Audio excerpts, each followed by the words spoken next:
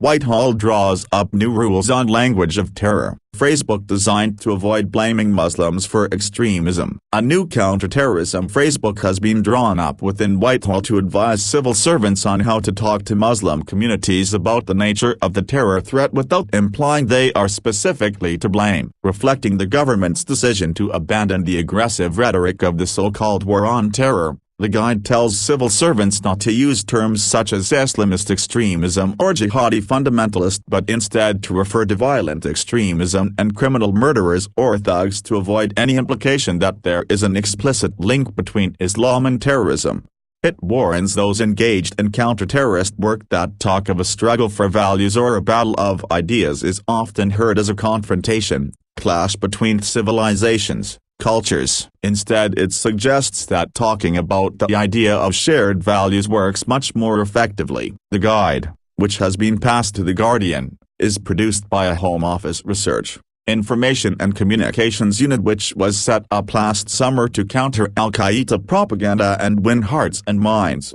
It shows that the government is adopting a new sophistication in its approach to counterterrorism, based on the realization that it must avoid implying that specific communities are to blame if it is to enable communities to challenge the ideas of violent extremists robustly. The new lexicon of terror surfaced briefly last month when the Home Secretary, Jackie Smith, made a speech on counterterrorism declaring violent extremism to be anti-Islamic.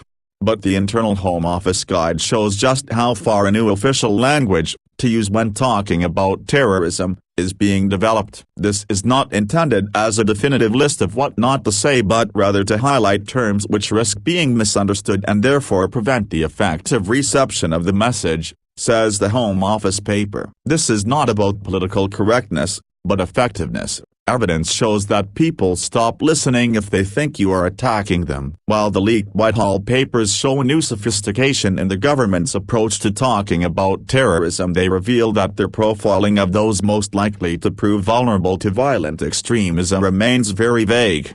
They also reveal the crude criteria under which the community's secretary, Hazel Blears, is distributing £45 million over the next 3 years for local communities to build resilience to violent extremism.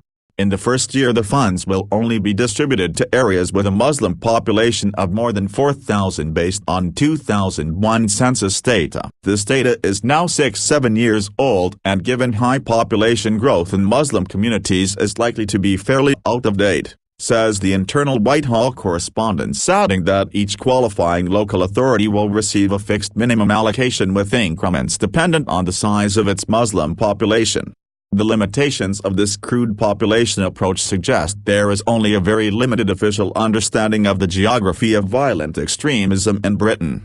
Advertisement. Officials admit this approach will mean that 6 areas currently funded for tackling violent extremism will not meet the criteria from April. That would include, for example, Crawley, which was home to 3 of the 5 men convicted over the Operation Crevice plot to bomb the Bluewater shopping centre in Kent, and the Ministry of Sound nightclub in London.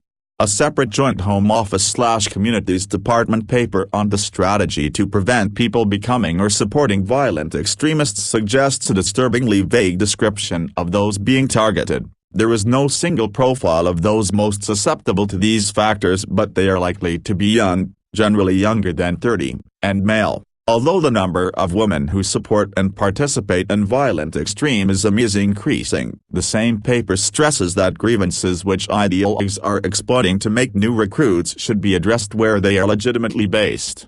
It says, no perceived grievance can justify terrorism, but where concerns are legitimately expressed then we must be prepared to debate them. We are committed to better explaining existing policies, such as the UK's foreign policy, refuting claims made about them in the language of violent extremists. But it adds that where concerns are legitimately based we must be prepared to address them. However, it makes clear that this does not mean changes in British foreign policy but using existing programs to tackle inequalities and unemployment of the Muslim community in Britain.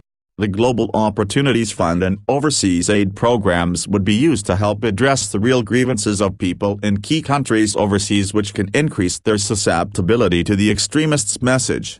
Since you're here, we have a small favor to ask. More people are reading The Guardian than ever, but advertising revenues across the media are falling fast, and unlike many news organizations, we haven't put up a paywall. We want to keep our journalism as open as we can, so you can see why we need to ask for your help. The Guardian's independent, investigative journalism takes a lot of time, money and hard work to produce, but we do it because we believe our perspective matters, because it might well be your perspective, too. I appreciate there not being a paywall. It is more democratic for the media to be available for all and not a commodity to be purchased by a few. I'm happy to make a contribution so others with less means still have access to information. Tomasini Fr. If everyone who reads our reporting, who likes it, helps fund it, our future would be much more secure. For as little as £1, you can support The Guardian, and it only takes a minute. Thank you.